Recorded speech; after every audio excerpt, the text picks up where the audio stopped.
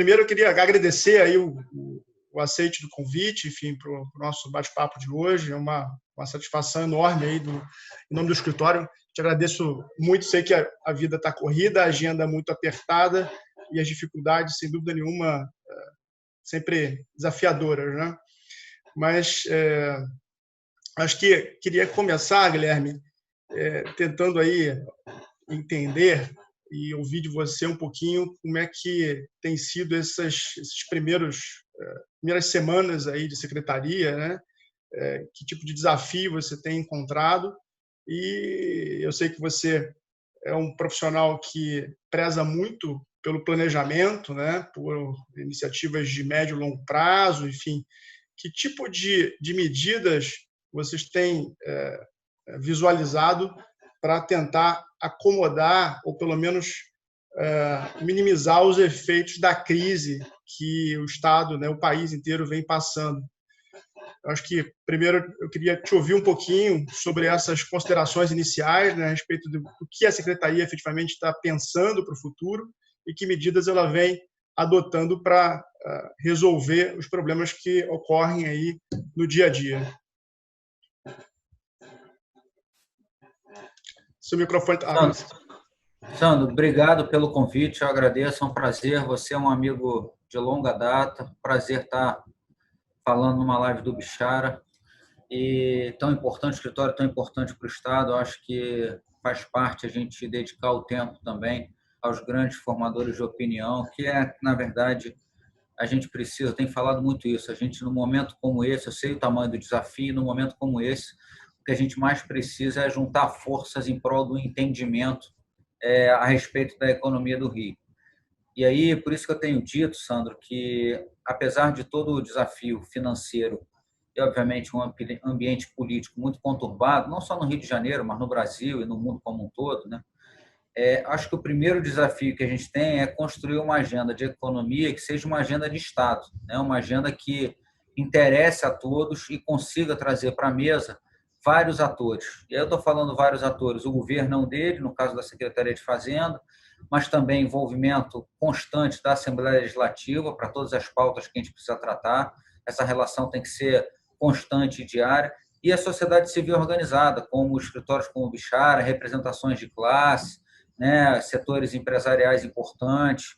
Acho que essas discussões têm que ser o mais abertas possíveis. Tenho também estabelecido muita boa interlocução com o Ministério Público, com o Tribunal de Contas, justamente para que a gente consiga construir uma agenda de economia que é uma agenda de Estado e que precisa ser levada à frente.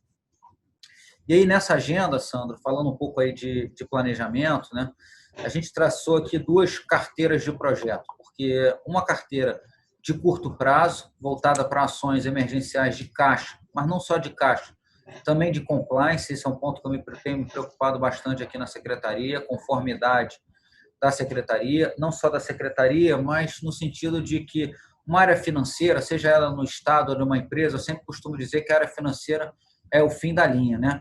Então, a partir da área financeira, você consegue fazer o caminho contrário do fio e entender todo o movimento da empresa toda, e no governo é igualzinho.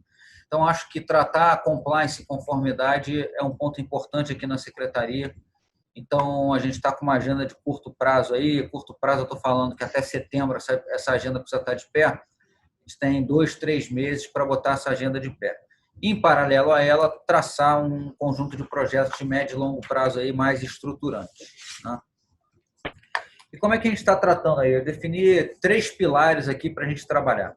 O primeiro deles, Sandro, é salvar as contas de 2020. A verdade é que a gente tem um rombo de caixa muito grande, a arrecadação vai cair em torno de uns 10 bilhões de reais aí por conta da pandemia da Covid-19, 10 bilhões acima, menos que o previsto em orçamento. A gente já tomou algumas medidas para mitigar esse rombo e a gente está hoje com um buraco de em torno de 6 bilhões de reais em caixa. Esse é o volume de recursos que eu preciso, em 3 meses, fazer frente para a gente conseguir honrar as contas de 2020. Por isso, o tamanho do desafio financeiro. Nesse desafio de 2020, o primeiro deles foi o que a gente acabou de passar e que bom que a gente foi vitorioso, que foi aprovar o regime de recuperação fiscal. A gente tinha uma semana, logo quando eu cheguei, uma semana antes de eu ter chegado, o Conselho do Regime de Recuperação Fiscal mandou um ofício dizendo que a gente tinha um mês para apresentar 600 milhões em compensações ao regime. Então, a gente, nesse meu primeiro mês de secretaria, a gente conseguiu botar de pé essas compensações e entregou até mais do que o Conselho estava exigindo, e o Conselho já emitiu parecer favorável ao Ministério da Economia, aceitando as compensações apresentadas e até com uma certa folga. Eu ainda acho que a gente vai conseguir emplacar uma outra compensação que ficou sob júdice, mas a gente tem bastante convicção de que ela pode ser aprovada pelo Conselho. E aí a gente fica com uma margem, caso haja algum descumprimento de vedação até setembro, a gente tem uma margem já estabelecida, uma gordura para ser queimada junto ao regime de recuperação fiscal. Então, o primeiro trabalho era a gente ficar quite com o regime de recuperação fiscal, porque, evidentemente, se a gente toma uma negativa do regime de recuperação fiscal logo na largada, isso dificultaria muito o trabalho técnico que a gente tem que fazer, até porque o ambiente político ficaria ainda mais desafiador. Então, essa é a primeira vitória. E agora a gente tem que, nesses 3 meses, levantar algumas operações importantes aí para botar de pé as contas do Estado. E aí eu acho que tem um assunto que interessa a parte tributária muito bem, e eu tenho tentado tratar já com a Procuradoria-Geral do Estado, eu acho que precisa envolver a sociedade civil também, que eu entendo que, geralmente, os problemas financeiros são solucionados no balanço, né? É ali que estão as soluções para os problemas financeiros das empresas e dos governos. Eu acho que é essa diretriz que a gente tem que dar aqui. Quando eu estou falando dos balanços, eu estou falando do como é que a gente faz os tratamentos de passivos, principalmente passivos circulantes, né? Aquele passivo de mais curto prazo que o Estado tem. Por exemplo, eu tenho bilhões em restos a pagar para serem pagos. E como é que eu consigo resolver alguns ativos ou recebíveis que eu não consegui transformar em ativos e que são importantes para mim. E aí, obviamente, nesse bolo, tem um passivo tributário, né, um contencioso tributário muito grande e que precisa ser resolvido. E aí eu acho que a gente tem 2 grandes caminhos, né? Primeiro, a gente pensar no estoque de passivo tributário. Eu estou falando só do estoque de passivo tributário, tem passivo tributário de ICMS, né, o contencioso é muito grande, sem dúvida nenhuma, do Estado do Rio de Janeiro, e tem forma da gente resolver isso. A gente viu, por exemplo, vocês devem estar acompanhando, em março, no âmbito federal foi lançada uma lei de transação tributária, é uma lei que a gente está estudando também e que pode ser alternativa, uma das alternativas. A gente tem convênios também estudando com o TJ, enfim, acho que tem uma frente de trabalho muito grande para tratar contencioso de forma geral. Contencioso tributário de ICMS é o principal, mas a gente tem também contencioso de IPVA, de multa, enfim, muito passivo, aí, muito ativo, recebível para a gente conversar. As empresas também têm muitos passivos com o Estado, e eu acho que está na hora da gente sentar à mesa e discutir essas grandes questões de passivo, principalmente esse contencioso tributário, está na hora da gente avançar nisso aí. E aí tem 2 frentes, né, Sandro? Eu diria que tem o estoque para a gente tratar, né, o estoque de contencioso, que é muito grande, e a gente precisa botar ferramentas em prática para a gente resolver, ou pelo menos diminuir esse estoque de contencioso. E, acima de tudo, Sandra, eu acho que, olhando para frente, a gente precisa, de alguma forma, melhorar o fluxo.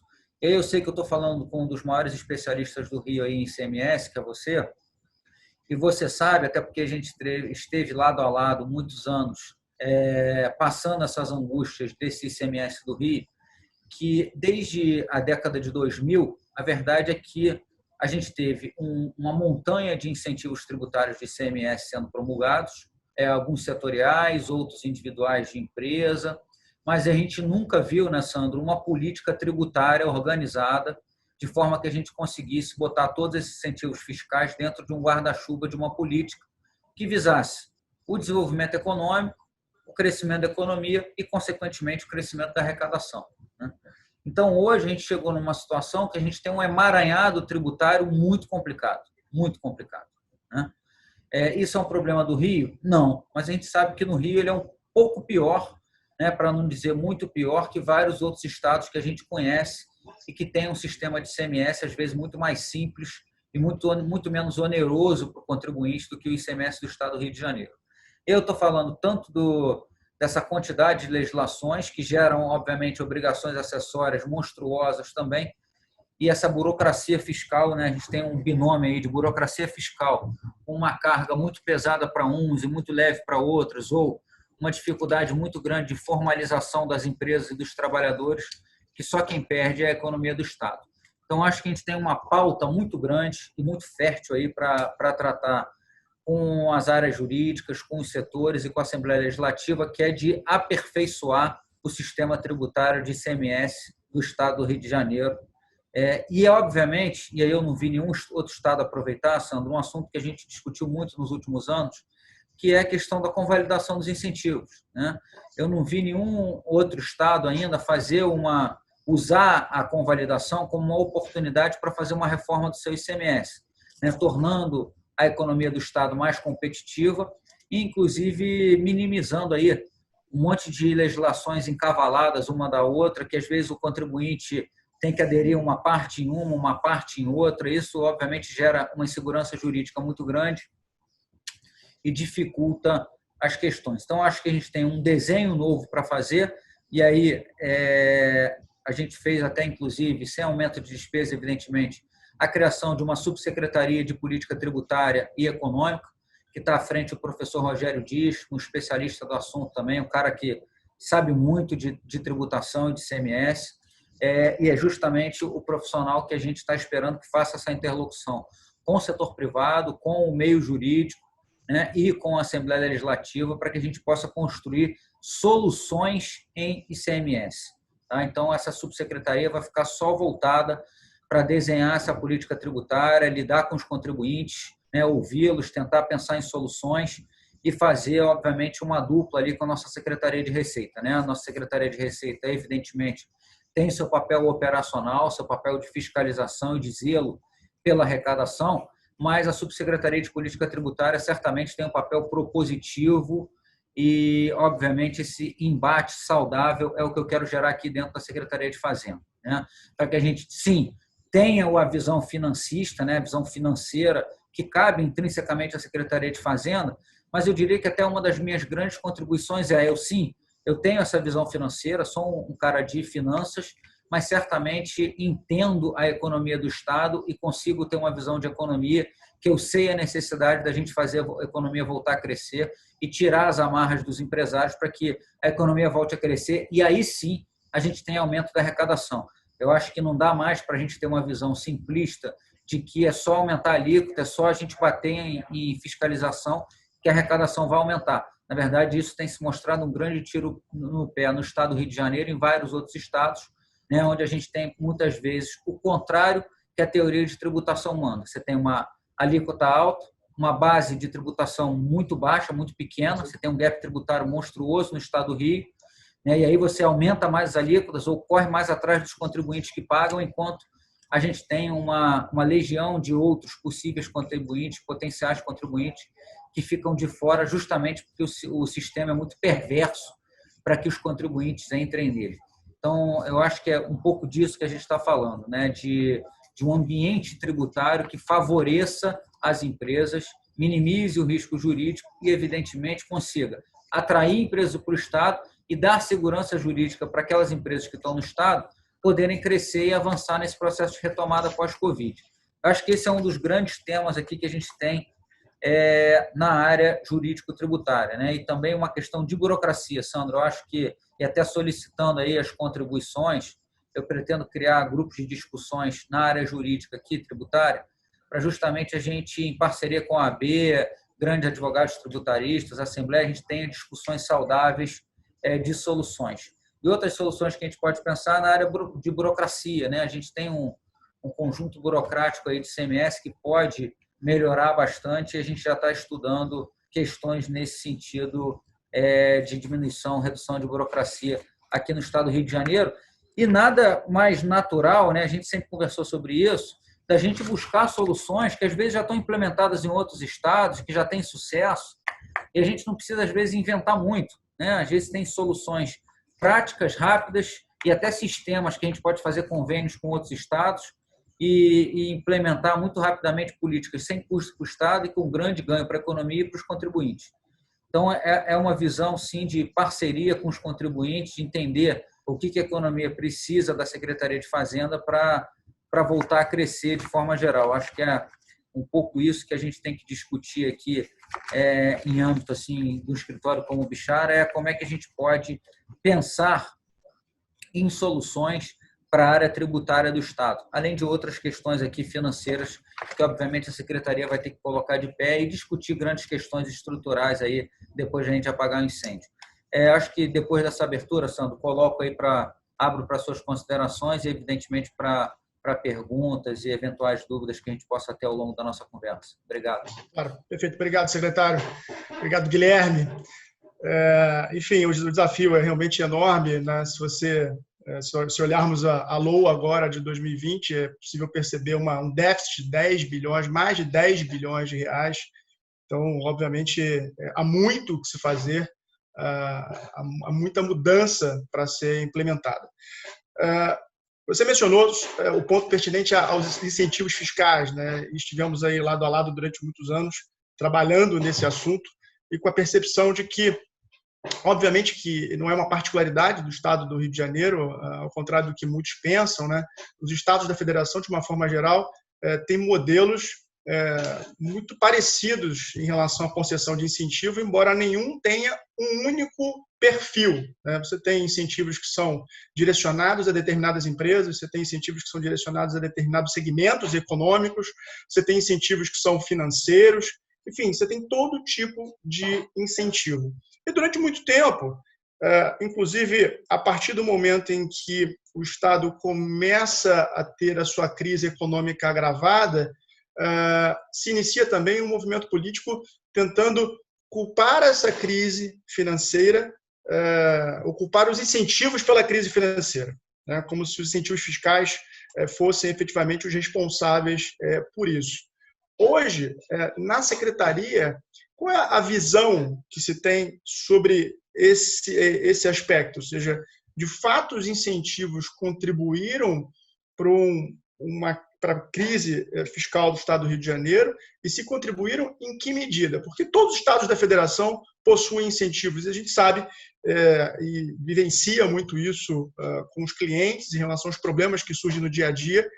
A concessão do incentivo, em regra, às vezes é uma questão de sobrevivência, né? É preciso conceder o incentivo para manter aquela atividade, seja comercial, seja industrial, no Estado, sob pena de você efetivamente perder aquele investimento, perder aquele contribuinte para o Estado vizinho. Existe, de fato, uma guerra fiscal que foi muito minimizada pela convalidação dos incentivos, mas ainda não terminou. Então, eu queria ouvir de você assim, qual é a percepção da Secretaria de Fazenda hoje sobre o grau de responsabilidade dos incentivos em relação à crise financeira do Estado? Acho que está longe da gente botar toda a culpa da crise financeira do Estado nos incentivos. Eu acho que os incentivos, se bem usados, eles são uma ótima política de desenvolvimento e de aumento de arrecadação, na medida que, como você mesmo diz, estamos numa guerra fiscal há muitos anos e, na verdade, os incentivos são uma forma ou de você evitar a perda de empresas e, consequentemente, de arrecadação de empregos e também na tentativa de atrair outras empresas. Se a gente for olhar estudos de instituições isentas, como o Banco Mundial e outras, o Rio de Janeiro está longe de ser a unidade da federação que mais dá incentivos, muito pelo contrário, né? Proporcionalmente à sua receita, está entre as unidades da federação que menos dá incentivo. Quando a gente olha para Minas Gerais tem um conjunto de leis de incentivo maior que 800 leis. Aqui no Rio a gente tem em torno de 200 e pouco. Então, assim, é uma diferença muito grande. Os outros estados praticam isso com muita velocidade. Na verdade, o Rio, como você sabe, entrou muito atrasado até nessa disputa e perdeu muito do ICMS para Minas Gerais, inclusive, né? O Rio era o segundo maior arrecadador de ICMS e, a partir da meados da década de 2000, Minas passou e até hoje mantém o status de segundo maior arrecadador de ICMS do Brasil, não é mais o Rio de Janeiro. Eu tenho dito que assim, não dá para a gente demonizar incentivo, e eu já vi algumas discussões até federais nesse sentido, né? Que imagina, não, o Brasil tem tantos bilhões em incentivos fiscais. Eu faço a pergunta contrária. Tudo bem. Vamos supor que a gente acabe com todos os incentivos fiscais do Brasil de uma vez só. A carga tributária, que hoje é 35% do PIB, vai para quanto? 60%? 70%? Né? De que a gente está falando? A gente está falando de parar a economia toda? Então, é por isso que eu digo que a discussão não é em torno de incentivo. Na verdade, o incentivo é um filho que não deveria ter nascido, né, de uma estrutura tributária muito perversa, onde a carga é muito alta, e nem todos os setores conseguem pagar uma carga tão alta. É aquela velha discussão da base tributária. Como foi mal desenhada, foi necessário criar incentivos para que a economia do Brasil sobrevivesse. A verdade é essa, que a carga tributária, depois que acabou a inflação, virou a grande fonte de financiamento das despesas públicas. A verdade é essa. Né? Até o Plano Real, o Brasil tinha uma carga tributária em torno de 24%, 25%, que é a carga tributária que a gente vê nos Estados Unidos. Né? Por que isso? Porque a inflação pagava o déficit público, que era monstruoso.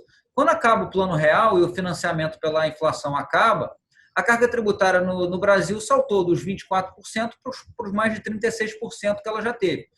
Então, assim, é diferente. A gente precisa, na verdade, aí respondendo a sua pergunta, não, o problema não são os incentivos. O problema é que o setor público gasta muito mais do que arrecada, né? E aí, obviamente, precisa arrumar formas de cobrir esses gastos. A carga tributária foi a forma utilizada desde a década de 90, quando veio o Plano Real. E aí a gente criou uma carga tributária muito grande, que teve que obrigar os estados a criarem saídas para minimizar essa carga tributária, caso contrário, a economia não andaria. Então, acho que é um pouco essa a discussão. E aí tem vários estudos acadêmicos mesmo que mostram que o modelo brasileiro é um modelo do gasta, depois tributa. Então, na verdade, a gente sempre está aumentando imposto para cobrir aquilo que a gente gastou a mais do que a gente arrecadava. Então, acho que a discussão no Brasil é uma discussão fiscal. Quando eu falo discussão fiscal, ela envolve, sim, tributos, mas envolve também, evidentemente, priorização de despesa e eficiência da máquina pública. Então, acho que a discussão que a gente tem que fazer não é demonizar os incentivos, mas certamente, como eu disse no início, a gente tem muita oportunidade de aperfeiçoar os incentivos, porque a forma como eles foram dados aqui no estado do Rio de Janeiro é que não foi adequada. A forma realmente pecou e a gente precisa de uma política bem estabelecida para que essa forma dê transparência, dê segurança jurídica, porque hoje, no sistema atual, mesmo as empresas que detêm benefícios sofrem muito com insegurança jurídica. Né? Seja porque um incentivo está sofrendo alguma DIN, né, antes da convalidação, seja porque não cumpriu os requisitos, isso às vezes não fica muito claro, o processo não está muito bem estabelecido. Então, a forma de conceder os incentivos, a forma de controlar os incentivos, certamente a gente precisa avançar, mas não dá para dizer e demonizar que o Rio de Janeiro entrou nesse colapso financeiro inteiro por conta de incentivos, está muito longe disso. Eu acho que você tocou num ponto que é primordial, né? Que é a questão da segurança jurídica, e seja em relação aos incentivos, seja em relação a outras normas tributárias de uma forma geral, não só estaduais, não só estadual, o que a gente percebe é que a pouca clareza, né, e a pouca previsibilidade sobre aquilo que é editado em relação ao tema tributário. Especificamente com relação aos incentivos, o que também se percebe, e há vários problemas, inclusive ligados ao contencioso em função disso, é que a despeito da regra específica daquele incentivo, né, um incentivo que seja setorial, ou mesmo individual ou financeiro, ele tem características próprias, né, ele tem condições específicas.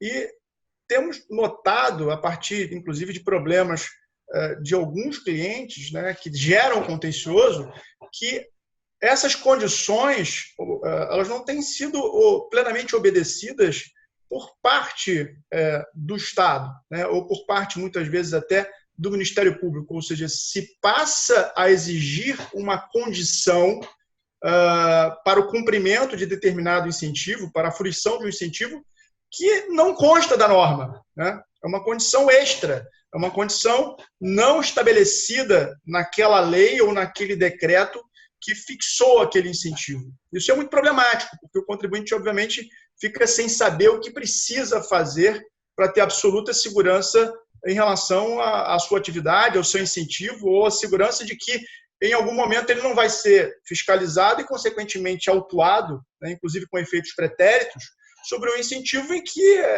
a princípio, ele teria total condição de usufruir, né, para competir, eventualmente, com outro concorrente em outro estado, enfim.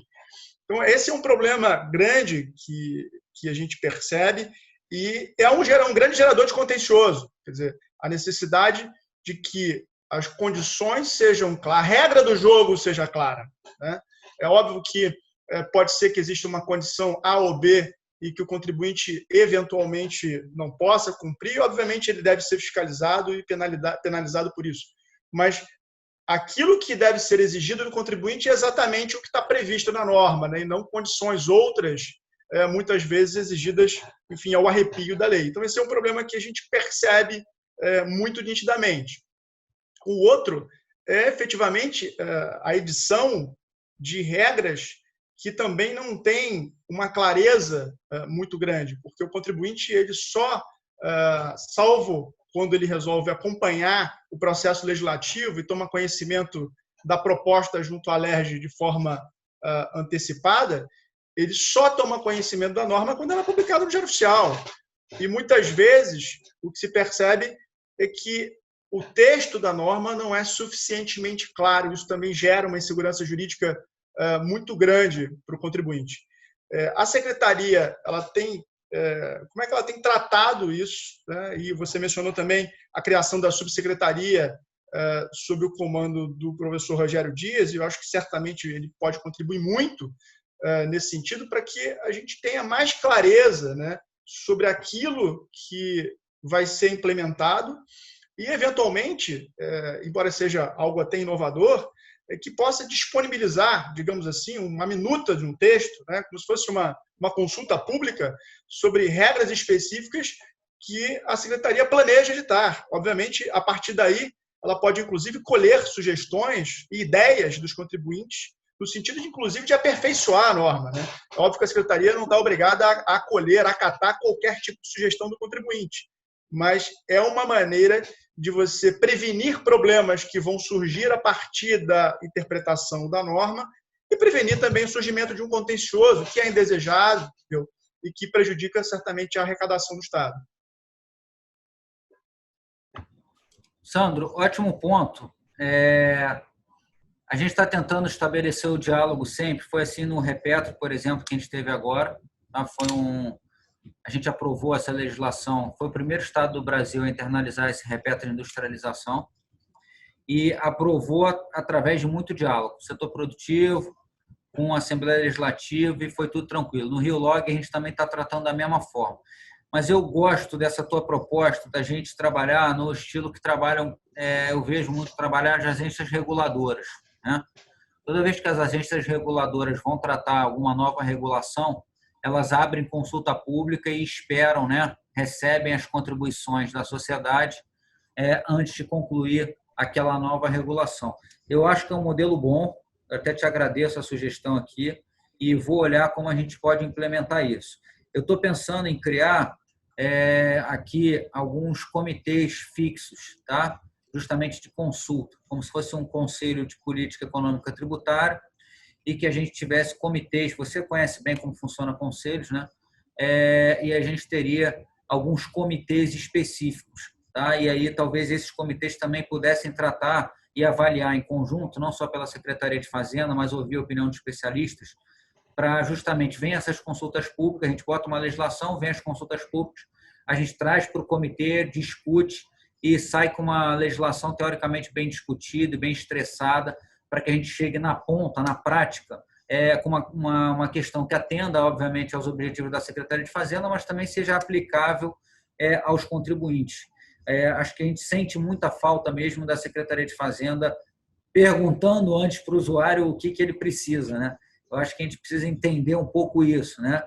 Claro, a gente não pode abrir mão do nosso papel fiscalizador. A Subsecretaria de Receita é a guardiã dos impostos, a guardiã dos pagadores de impostos, né, dos recursos públicos, mas, sem dúvida nenhuma, a gente tem que ter um olhar de cliente aqui na Secretaria de Fazenda, porque os contribuintes nada mais são que nossos clientes.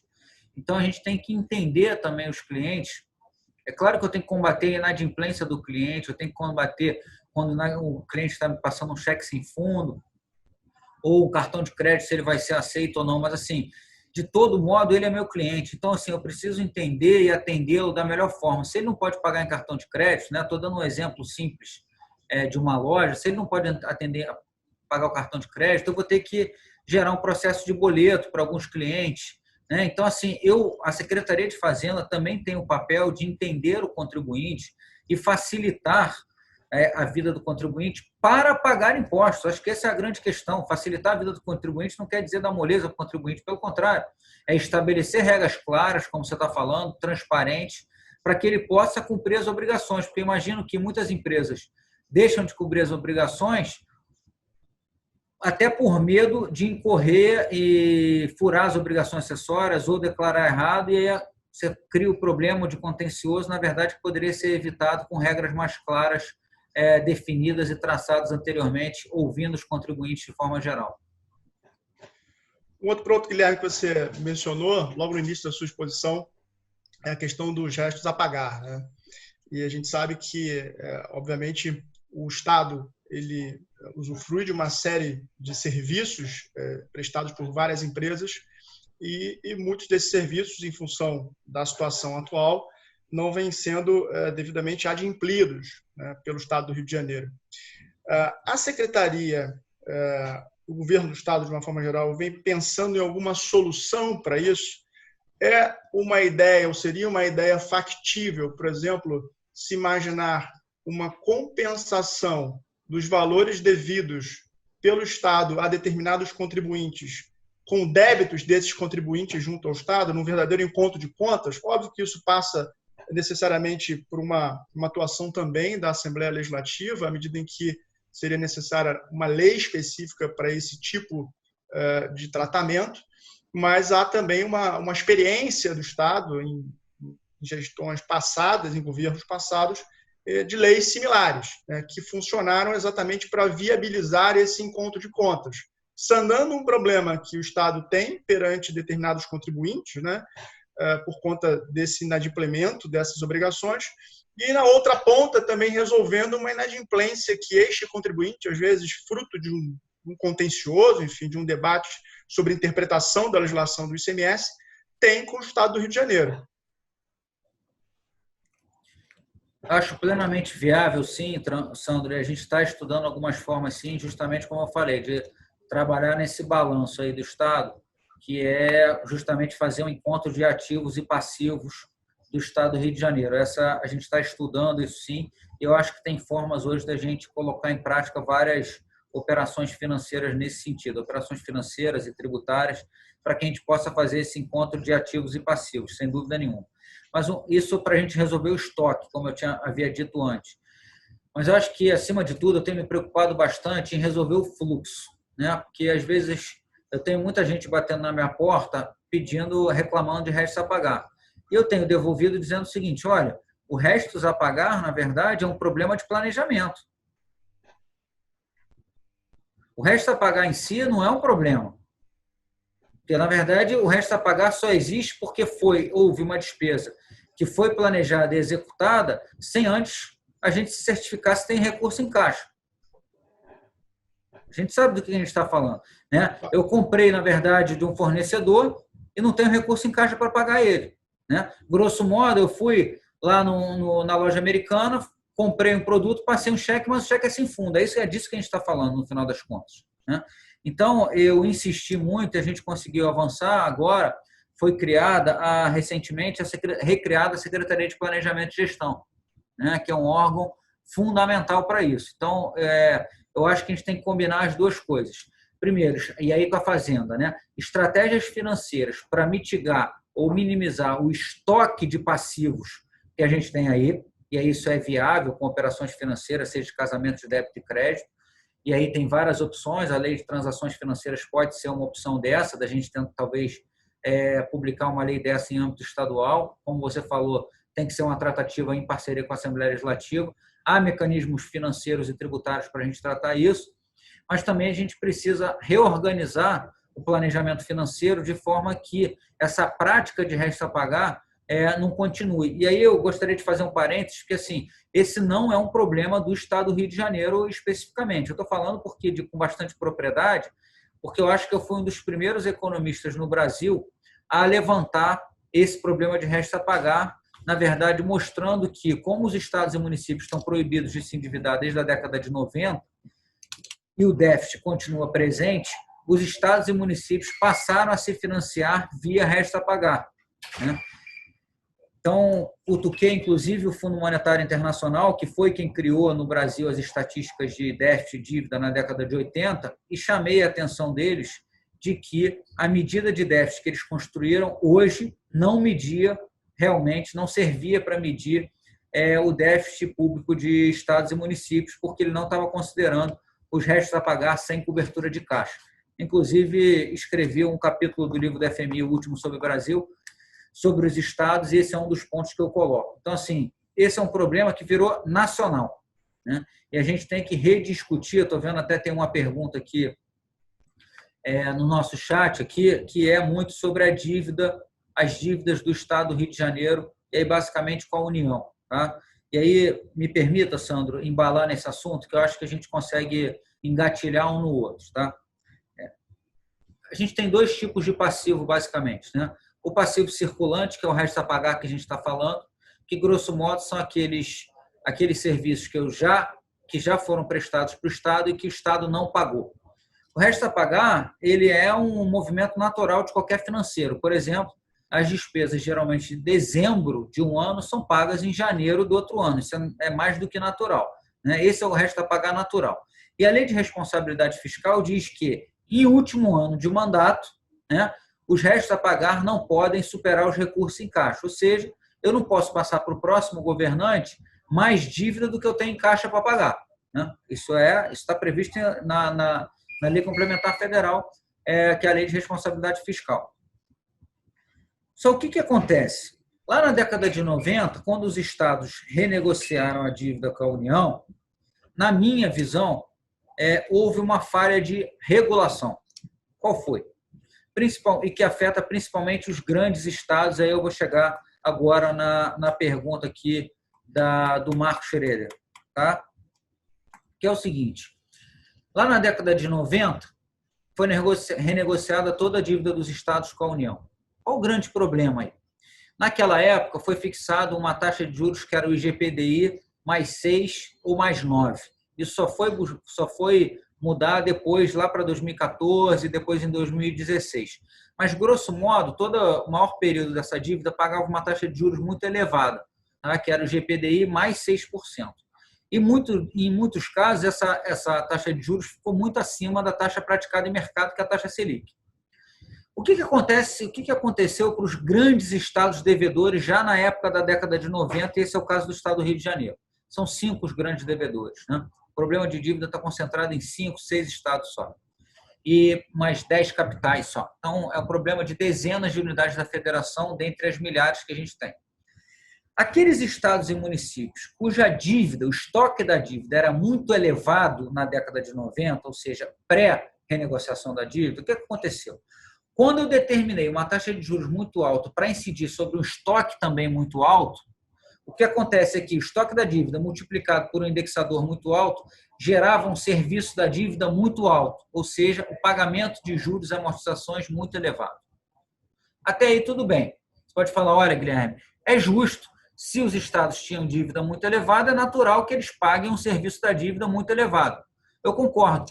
Só que, alguns anos depois, veio uma resolução do Senado e disse o seguinte: olha, os estados e municípios podem pagar, no máximo, 13% da sua receita corrente líquida em juros e amortizações. Ora, se o meu juro e amortização contabilizado dá em torno de 20%, por exemplo, e a lei só me permite pagar 13%, eu, de imediato, de largada, por um problema de regulação, posso afirmar o seguinte: a dívida é impagável. Então, esse problema que foi criado lá na década de 90 veio se arrastando até hoje. Então, quando você pega os 5 maiores estados, Rio, São Paulo, Minas Gerais, Rio Grande do Sul, né? O que acontece? A dívida desses estados hoje é muito maior do que aquela da década de 90, mesmo eles tendo pagos todo o principal que tinha lá na década de 90. E quando você abre a dívida, você vê o seguinte: o que cresceu nessa dívida? O que a gente chama de resíduo, que é justamente essa diferença entre o juro e amortização que o Estado deveria pagar e o que a lei permite pagar. E toda vez que esse resíduo acontecia, ele era jogado para o estoque. E a gente chama isso de um resíduo explosivo. Então, hoje, no modelo que foi definido na década de 90, você criou uma dívida impagável para os estados. Impagável. Então, respondendo friamente a pergunta aqui, quando é que a gente vai voltar a pagar a dívida com a União? Eu diria, olha, essa é discussão muito boa para o estado do Rio de Janeiro e para todos os estados. Por quê? Quando a gente pega o regime de recuperação fiscal, e aí pega também a Lei Complementar 173, que veio agora, recentemente, por conta da Covid-19, que deu basicamente o mesmo benefício que o regime de recuperação fiscal, que é a Lei Complementar 159 de 2017, que ela fez o que, olha, estão suspensos os pagamentos de juros e amortizações de dívida com a União. Ótimo. Estão suspensos, porém, todo esse valor suspenso vai acumular o estoque lá atrás. E aí a gente faz um exercício simples, que é o exercício do regime de recuperação fiscal.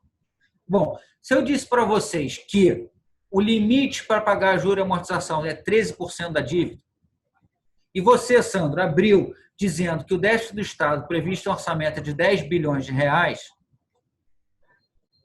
o que eu estou dizendo? Quando acabar o regime de recuperação fiscal, eu vou ter que fazer um superávit primário que é de 13% da receita, mais os 10% do déficit que você está falando. Ou seja, eu estou falando de, na prática, o Estado do Rio de Janeiro execute um superávit primário de 23% da sua receita. Isso é impossível. A União não consegue fazer o superávit. Quando conseguiu muito, conseguiu chegar a 4%. Nos tempos áureos de superávit fiscal da União, ela fez 4% da receita. Então, assim, é impossível olhar para um Estado, seja o Rio de Janeiro ou qualquer Estado, e exigir dele um superávit primário equivalente ao máximo que ele pode pagar de juros e amortização. É inviável. A conta de padaria não consegue fazer isso. E nada contra os padeiros, que minha família é toda portuguesa, pelo amor de Deus.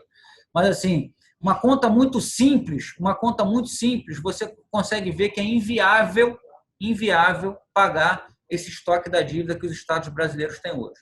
Então, assim, não tenho muita dúvida que vai ter que ter um grande rearranjo dentro do Pacto Federativo. Eu acho que essa é uma das grandes discussões do Brasil, e aí eu acho que a gente já conversou algumas vezes, que eu não vejo muito sentido a gente discutir a reforma tributária descasada do Pacto Federativo. Porque a reforma tributária diz respeito ao direito de receber dos estados e municípios, né? Enquanto o Pacto Federativo diz respeito aos direitos e aos deveres dos estados e municípios. Então, eu me preocupo muito em fazer essa discussão descasada, porque a gente pode estar discutindo aqui as receitas sem perguntar antes quais são as obrigações, ou sem discutir essas coisas de forma casada. Na verdade, sendo muito prática, sem perguntar assim, a gente vai ter dinheiro para pagar o que a gente está se comprometendo em pagar?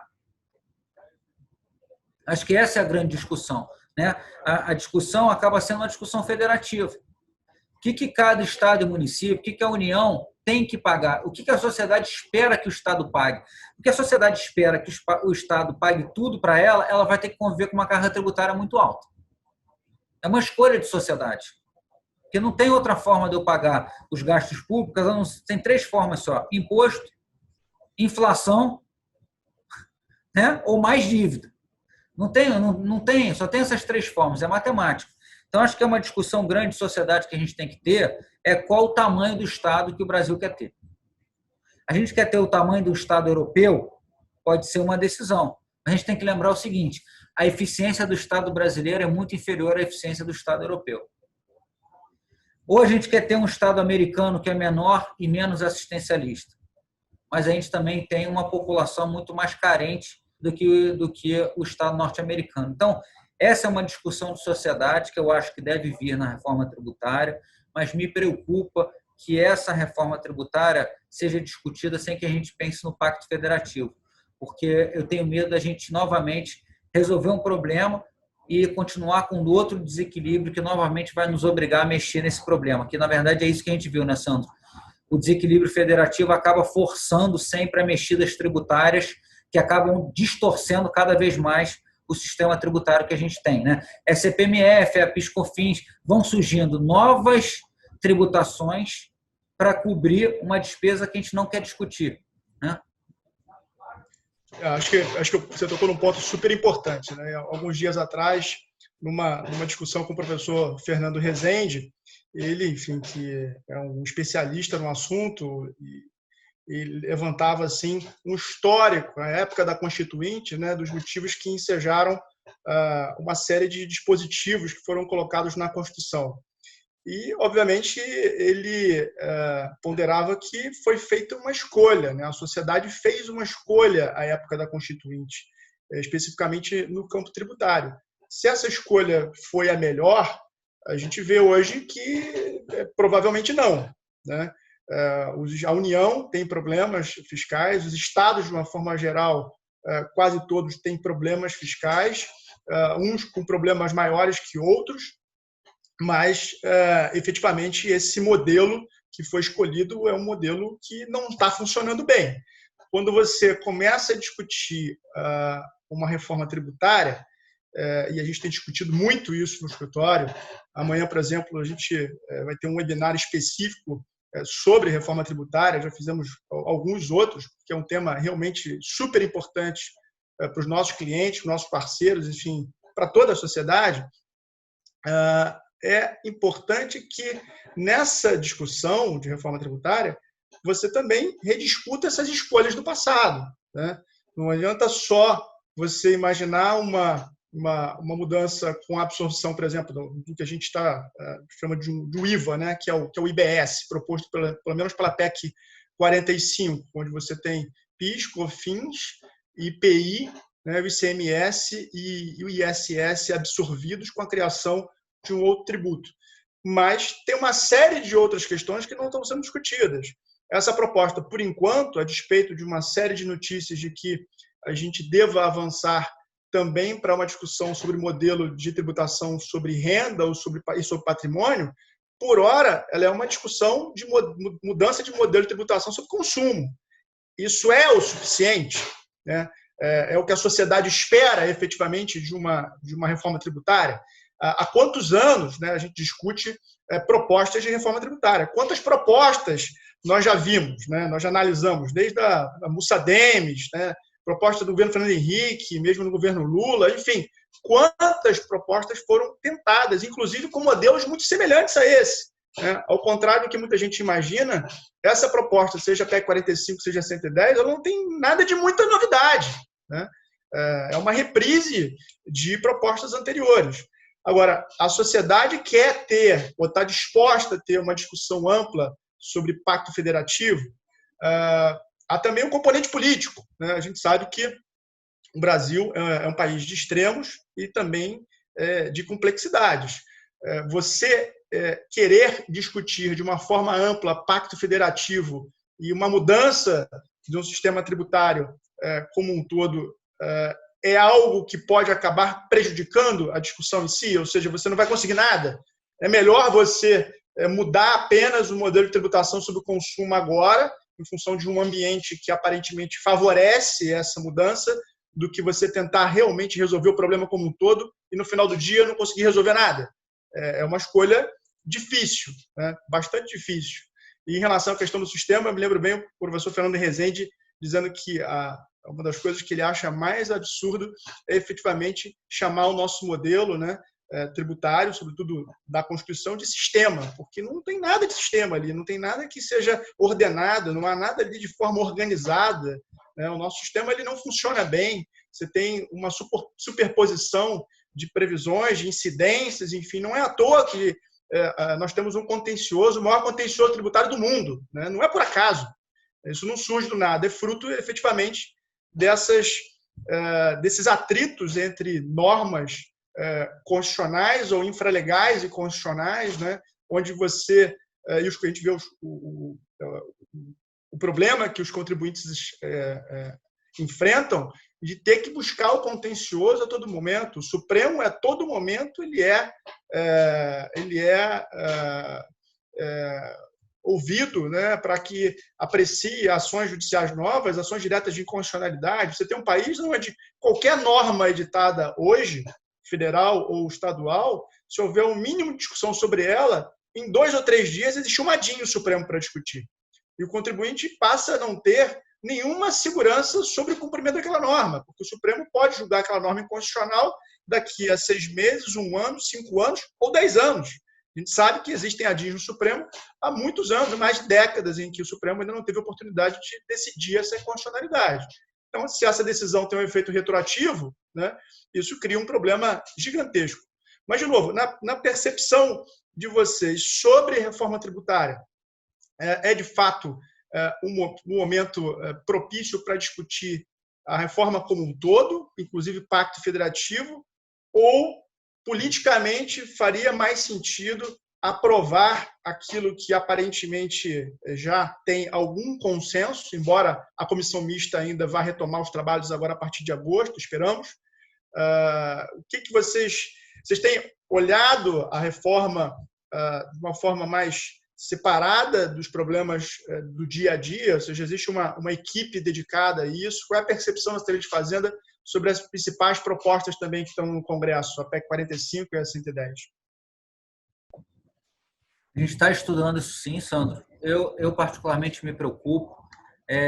O IBS, a proposta pode parecer uma simplificação, mas eu diria que, em termos federativos, novamente, você cria uma dificuldade muito grande, ter um posto único distribuído para todos os estados e municípios. Você tira o poder da federação significativamente e, como você disse, em toda essa história de reformas tributárias que a gente viu, sempre esbarra na discussão federativa. Sempre. Sempre. Das que eu vi, a discussão sempre travava na questão federativa, né? E me preocupa a gente fazer, sim, eu concordo com você, me preocupa a gente fazer uma discussão só de bens e serviços, quando a gente sabe que talvez a discussão preliminar qual o peso que a gente quer dar, por exemplo, para bens, serviços, renda e patrimônio. Esse é o peso ideal? A gente nem está discutindo isso ainda, né? E a gente sabe que no resto do mundo, principalmente por conta desse avanço da economia digital, né? Você olha para a OCDE, o IVA já é uma discussão que ela está discutindo como é que ela transita do IVA. Né? Porque o IVA, lá da década de 50, serviu lá para países bastante industriais. Né? Agora a gente já tem uma economia de serviço, um serviço globalizado, digitalizado. O IVA é adequado para isso? Né? Será que a gente não tem que caminhar cada vez mais para impostos sobre a renda ou impostos financeiros, em certa medida? Então, me preocupa sim, e a gente está estudando isso sim, me preocupa a gente não fazer uma discussão preliminar de qual é o equilíbrio entre os tipos de impostos antes da gente entrar em um dos tipos, que são os impostos sobre bens e serviços, que a gente sabe que, em teoria, são os mais perversos em termos de... são menos lump sum possíveis, né? Os que mais intervêm na atividade econômica, os que mais causam distorção, principalmente numa federação como o Brasil. Então, assim, estamos preocupados, sim. É por isso que eu tenho corrido bastante. Eu quero avançar na pauta de melhorar o nosso ICMS aqui do estado do Rio de Janeiro, porque eu tenho muito receio, Sandro, de que, se essa discussão avançar, a gente esteja mal preparado em termos de estrutura de ICMS para virar um IBS ou sei lá o que for, seja lá o que for, né? Então, eu estou tratando isso com bastante urgência para a gente avançar o máximo possível nessa reorganização do ICMS, porque, se essa reforma federal vier, a gente tem que estar preparado internamente e com o mínimo de organização para entrar nela, porque senão, obviamente, você sabe, mesmo com prazo de transição, me preocupa bastante, né? Essa reforma começou com uma proposta de prazo de transição de 50 anos. Bom, se a gente voltar 50 anos para trás, sim, é inimaginável a gente pensar em qualquer adequação do sistema tributário atual. Então, para frente vai ser pior ainda, o mundo está mudando cada vez mais. Então, me preocupa muito a gente pensar numa reforma tributária só de bens e serviços e baseado no modelo que foi criado há mais de 50 anos atrás. Me preocupa se esse é o modelo ideal para o Brasil avançar. Concordo que a gente pode, talvez, fatiar as coisas e ir tratando pontualmente, porque é difícil tratar o tema como um todo, mas eu acho que, mesmo quando a gente fatiar, a gente tem que fatiar, mas em vista das outras grandes questões que estão atreladas, né? E eu acho difícil passar uma reforma tributária completa. Acho que está mais fácil passar uma de impostos federais do que passar uma completa com ISS, ICMS, num ano de eleição municipal, né? A gente não pode esquecer isso também. Verdade. Aliás, a PEC 45 falava numa transição de 10 anos, mas acho que ontem eu já ouvia notícias em função de uma manifestação do ex-deputado Luiz Carlos Rauler, né? Que, enfim, ele advoga, obviamente, as premissas postas na PEC 110, de que a PEC 110, enfim, poderia ter uma transição de 2 anos. Né? Então, acho que talvez pelo fato de mais do que nunca precisarmos de uma reforma tributária, me preocupa que tipo de reforma nós poderemos ter ao final dessa discussão, talvez fruto dessa urgência, né? É importante a gente ter uma comissão especial mista, né, que inclusive é algo razoavelmente inovador, para debater isso. Esperamos, obviamente, que os trabalhos sejam retomados em agosto para termos aí um avanço em relação a esse debate, quem sabe até tendo subcomissões discutindo aí modelos em relação à tributação de renda ou, eventualmente, até de propriedade. Eu queria dar um passo atrás, voltar também num ponto sobre a questão dos incentivos e tratar de um ponto específico. Eu me lembro que a lei complementar que trata da convalidação, ela passou a permitir que determinados estados, dentro de uma mesma região, né, possam criar regras, né, irmãs, né, gêmeas, de incentivos de estados concorrentes naquela mesma região, né, vulgarmente chamado como a cola, né, ou seja, um estado que convalidou seus incentivos, ele, a partir da percepção de que existe um outro incentivo num estado da mesma região que ele pode, então, implementar regra análoga àquele incentivo. O estado do Rio, eu sei que ele já adotou algumas medidas, me parece que poucas ainda em relação à utilização desse mecanismo, mas o estado vem analisando isso de uma forma um pouco mais abrangente, ou seja, olhando para os setores de uma forma geral para identificar aqueles incentivos de estados vizinhos que podem ser utilizados, né, implementados aqui em território fluminense? Sim, Sandro, sem dúvida nenhuma é uma oportunidade e o Rio Log, que está sendo discutido na Assembleia essa semana, já é um exemplo disso, tá? É um aperfeiçoamento da legislação que já existia no Rio em vista de legislações do Sudeste, aproveitando a lei de convalidação. Então, o Rio Log, que a gente está votando agora, espero votar essa semana na Assembleia, já é um aperfeiçoamento da legislação estadual com vistas à convalidação dos incentivos, ou seja, o aproveitamento, né, a cola, como vocês dizem, de outros estados da região Sudeste. Então, a gente deve seguir aproveitando essa oportunidade, sim, para a gente tentar melhorar a competitividade da economia do Rio.